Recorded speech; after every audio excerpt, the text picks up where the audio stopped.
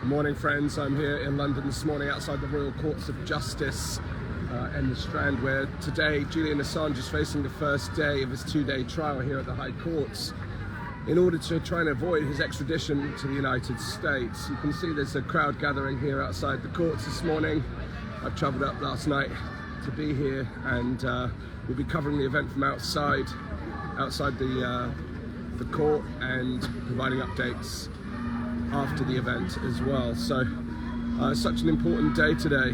For those of you who aren't aware of who Julian Assange is, he's the founder of WikiLeaks. 2006 formed a new, effectively activist media platform in order to reveal and expose corruption, government malfeasance, malpractice, and of course here we are in 2024 having witnessed countless examples of such malpractice over the last 4 years and malfeasance, while Julian Assange spent his journalistic career exposing such corruption, and today stands trial facing extradition to the United States, where he faces up to 175 years in prison. Now, what's important to recognise here is what led Julian Assange to being incarcerated is the fact that he exposed war crimes.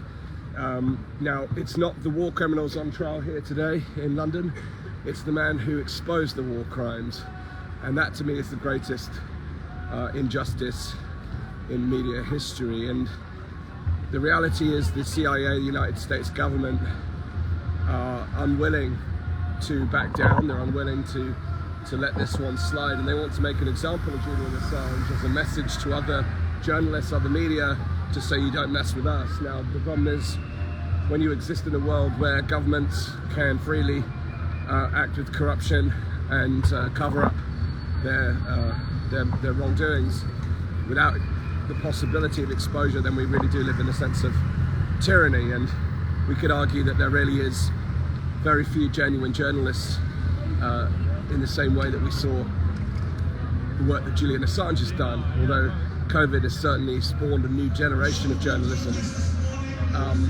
But it's really important that this case, this is an iconic case. It's really important that Julian wins this, because if he goes to the United States, then it's just effectively game over. So let's see. Now, it's not all over if it isn't successful today. There will be a possible appeal at the European Court of Human Rights, but it's important that we get a picture here in London. So, like I said, I'm outside the court here. You can see it behind me, and there's some talks now. I'm going to go and see if I can get a view on the speeches. But let me give you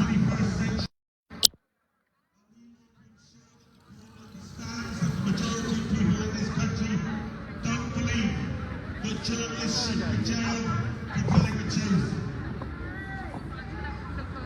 We want to send a very clear message, both to the judges and to the politicians, that we stand for freedom of speech, that Julian Assange stands for a free press, that there are only really two sorts of news: government handouts and news they don't want you to hear.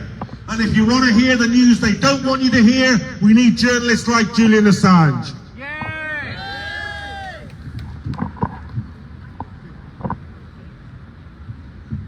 Very pleased this morning that the first speaker that we have is from my trade union, the National Union of Journalists, and from the International Federation of Journalists. And he's going to make it clear why journalists in this country and journalists around the globe support the demand for a free press and to bring Julian Assange out of Belmarsh. Please give a warm welcome to Tim Dawson. Woo. Thank you very much. How fabulous to see such a crowd. How fabulous to see so many people here to tell the courts and to tell the whole country that we wish to see Julian Assange freed. I brought with me a banner this morning with the names of 40 trades unions from New Zealand to Norway, from Peru to the United States, from Indonesia to India, all of them demanding